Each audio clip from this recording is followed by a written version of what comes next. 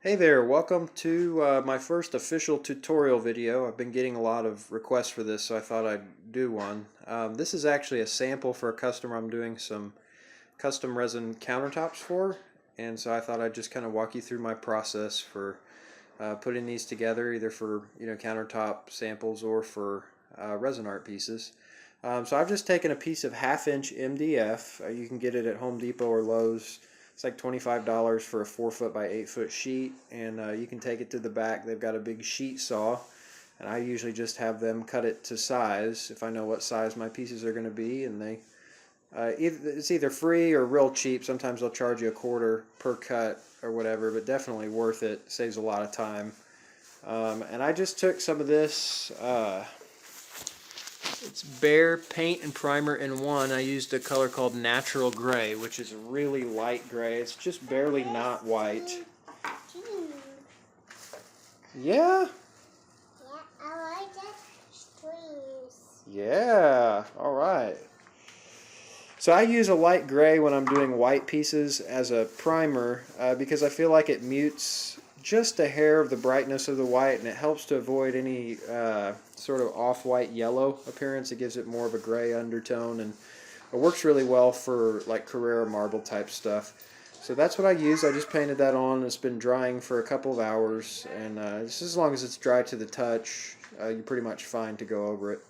So the next thing I'm going to do is make sure that this piece is yellow. When you're doing resin art, it's really helpful to make sure that you've got everything dead level, because obviously it's a self-leveling product, and it can tend to run to one side and mess with the design that you put in there. So I'm going to go through and level this right now. Okay, so I got my 2 foot level on here. It's pretty hard to see, but it's just slightly higher on this bottom side over here. So what I'm going to do is just take some shims like this and put them under the cups, and you can kind of play with it that way. Most people know what these are, but it's basically just a slanted piece of wood. You can buy a pack of, I don't know how many come in it, a bunch, for like $5 or $10. It'll last you a long time. So I'm going to do that and see if I can get this a little bit more level. Alright, so you can see on both sides, I don't know if you can see it there, I got little shims under there, and it's a lot more level. So that's going to help. It's a pain in the butt to do that, but it pays off in the long run because you know that the design that you put in there is basically going to stay like you put it, instead of kind of running and making a funky look that you don't want. Okay, so I'm getting ready to mix this. I've poured equal parts of my resin into this cup, and I like to use a mixer. You can see I've used this several times before. You can do it with a paint stick. I did that for a long time. I just find this works faster, and I don't know, it's less hassle.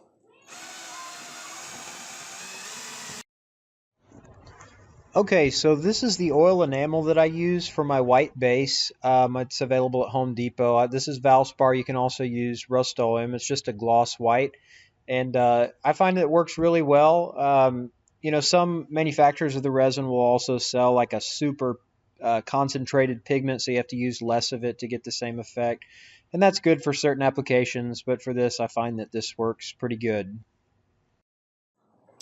Okay, so when I'm pouring this in, you really don't need a whole lot. All you're going for is opacity. So I'm gonna pour just a tiny little drizzle in there and see what that does. As you mix it, you just kind of look to see, is this becoming opaque white, or do I need to add a little bit more? It's the same with any color that you use.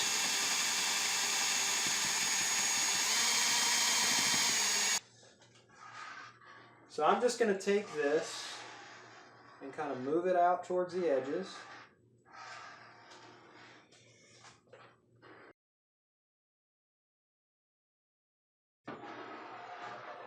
So now I'm kind of rolling it off the edges as I go.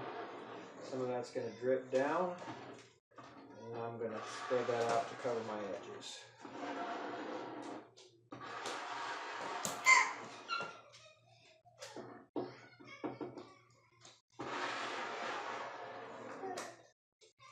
Okay, so now what I'm going to do is take this cup that I had the white in, and I'm just going to pull some of the excess off over here.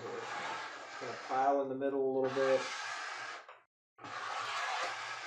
And sometimes it's handy to have this after the fact. You can kind of use it to add to the piece a little bit.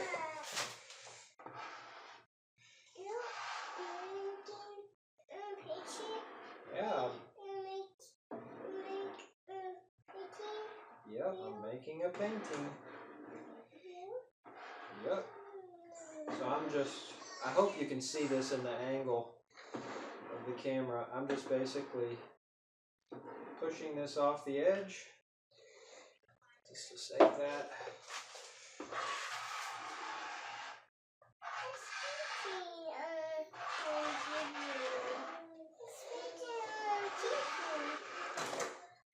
Just spreading it around. One other thing too is as you're spreading it, you're mixing it.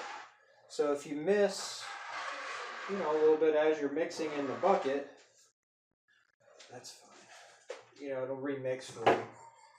And then sometimes I also like to use, this is just a 6-inch foam ruler, and just use that to kind of spread it out. It helps to wipe out some of the lines from that notch trowel.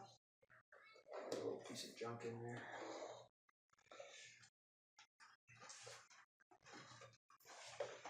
Just helps you to get a more uniform coat. Helps everything lay down smooth.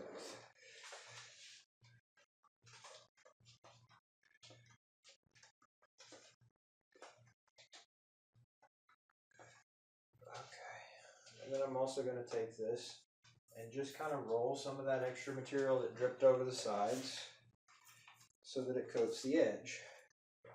And kind of dip back in your extra here if you need a little on the spot.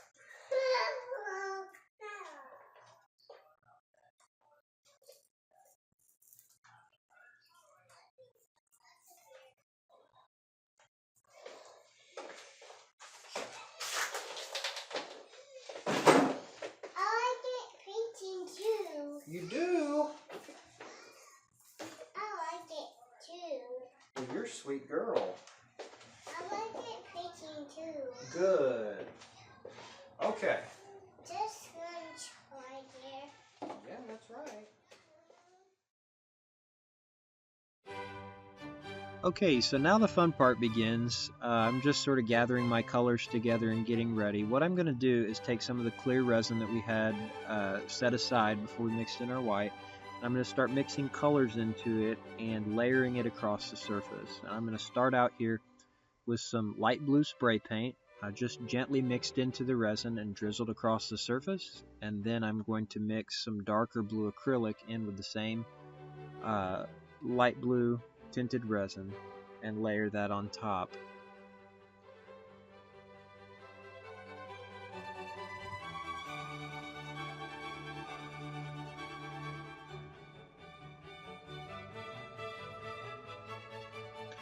So I'm just taking the resin, dipping it into the cup, and just dragging my paint stick across the surface of the resin, and it causes separation and blending of the colors, and it as everything self-levels, that will splay out more to look like a natural vein in a rock formation.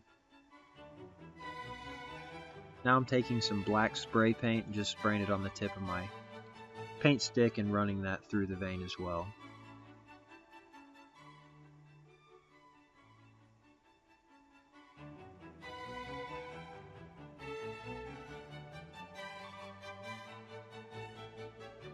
One of the techniques I like to use is to take either a heat gun or a hair dryer and to use it to blow hot air across the surface of the piece.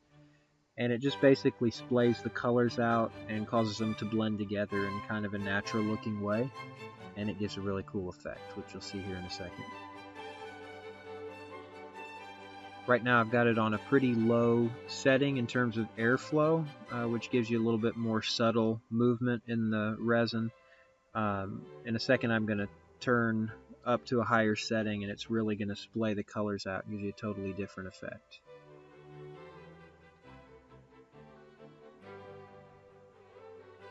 And so that's basically going to be the backdrop of our piece. Everything moving forward is just going to be layering on top of that to give kind of a natural yet exotic and interesting stone look.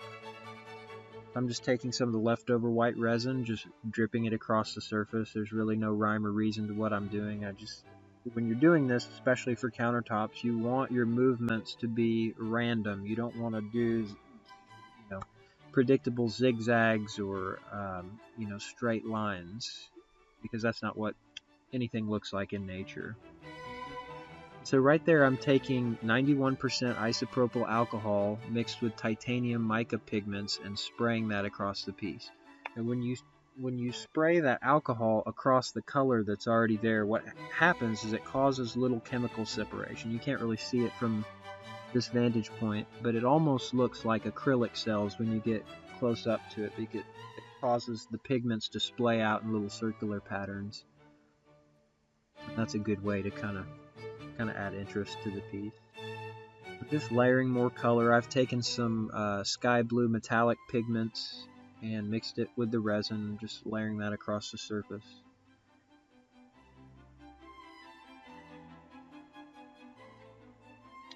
I'm going to take some titanium metallic pigments and do the same thing, mix that into the resin and just layer that in veins across our little formation there.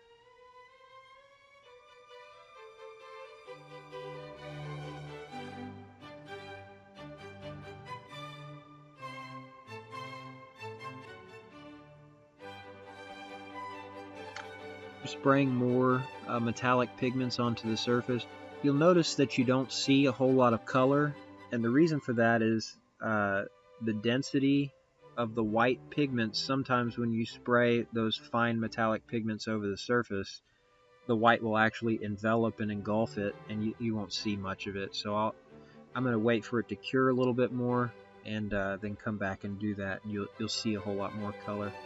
I just drizzled some more resin mixed with pigments across the surface. Now I'm taking a putty knife and just working that in.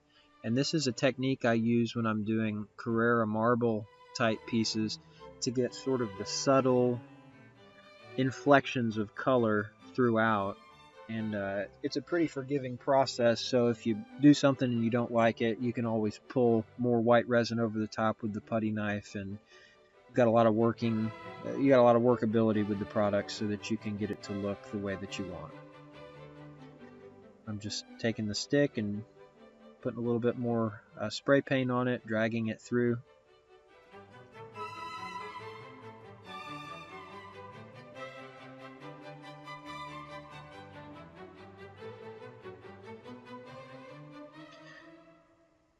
Make another little vein up here. It's just the same process. I took light blue spray paint and just gently mixed it into the resin, and I dripped it across the surface.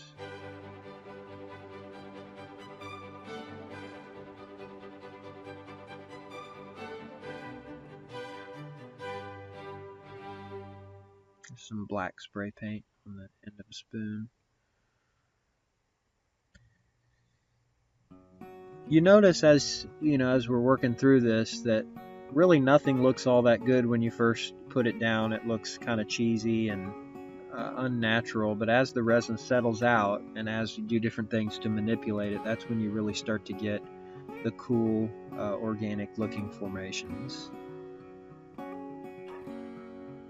Spraying some pigments across the top. You may be able to see a little bit better on this the way that it sort of granifies those pigments and causes them to spread out in sort of like a mini cell formation.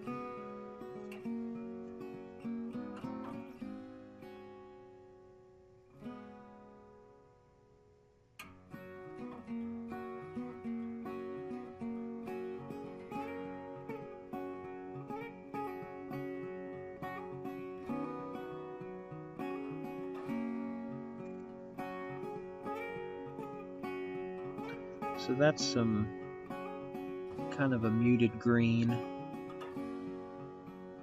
metallic pigment that I sprayed across the surface. A little bit of purple.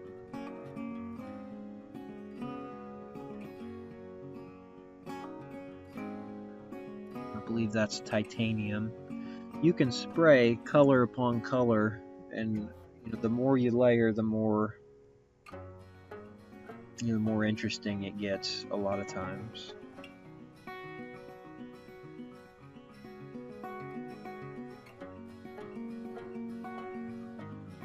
Sometimes as you go through the piece, a vein that you put down that looked really defined at first ends up leveling out and looks a little plain or muddy, so you can just layer a little more.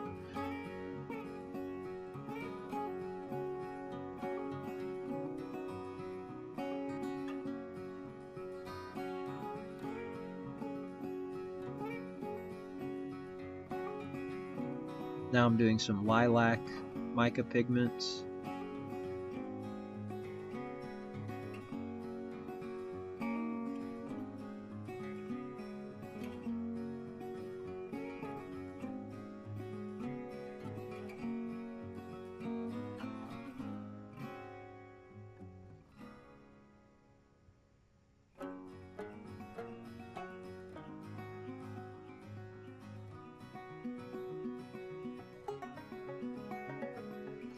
And a lot of the detail of the color, it's hard to see from this distance, but once the piece is finished, I'm going to zoom in and let you get a good look at it.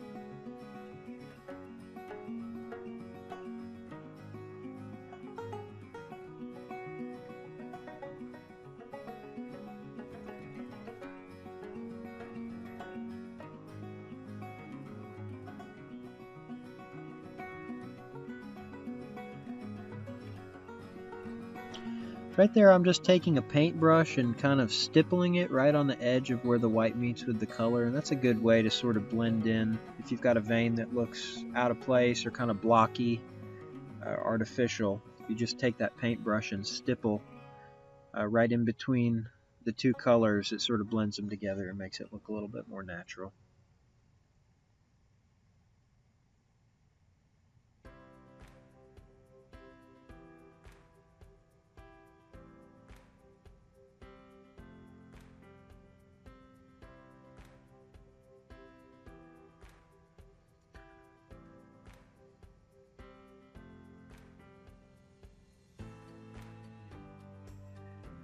Just spraying more pigments. In a second here, I'm going to take some purple pigments and really get the spray bottle going so I can get a heavy pigment flow, and I just sprayed it right there across the surface.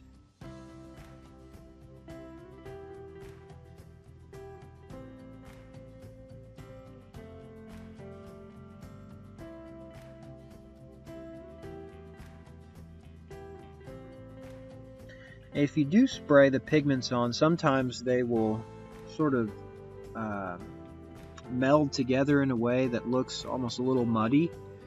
And so one thing that you can do is just spray more alcohol over the surface. I'll do that in a second, or spray more pigments, and the alcohol will cause those pigments to break up and separate again.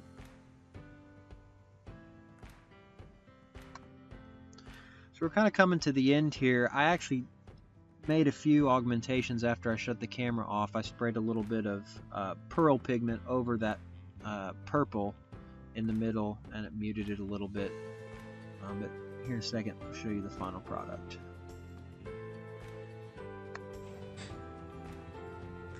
Alright, here it is. Hope you guys enjoyed the tutorial. If you have any questions, just leave a comment in the comment section, and I'm happy to get back to you. If you like it, give it a thumbs up. If you want to see more like this, just click the subscribe button. And if you think your friends would like it, please share. See you next time.